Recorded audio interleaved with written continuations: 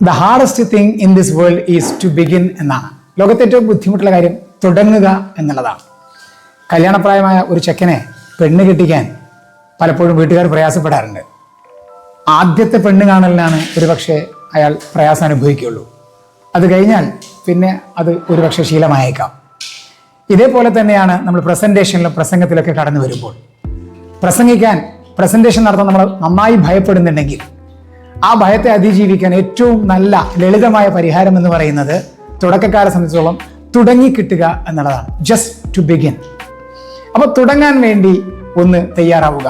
തുടക്കം കുറിക്കാൻ വേണ്ടി കിട്ടുന്ന ചെറിയ അവസരങ്ങളെ വളരെ എഫക്റ്റീവായി ഉപയോഗപ്പെടുത്താൻ സാധിക്കണം.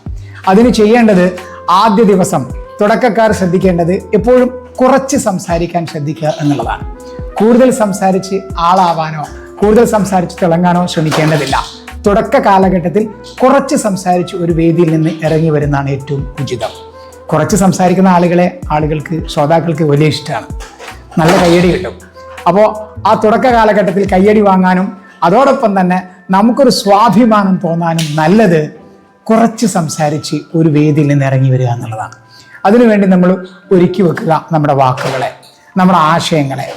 ചെറിയ ആശയങ്ങൾ വളരെ ചുരുങ്ങിയ വാക്കുകളിൽ പ്രതിഫലിപ്പിക്കാൻ നമുക്ക് സാധിച്ചാൽ തുടക്കക്കാരെ സംബന്ധിച്ചിടത്തോളം പ്രസന്റേഷനിൽ അവർക്ക് അവരുടെ സ്വാഭിമാനം വളർത്താനും അതോടൊപ്പം തന്നെ അവരുടെ ആത്മവിശ്വാസം വളർത്താനും സാധിക്കും.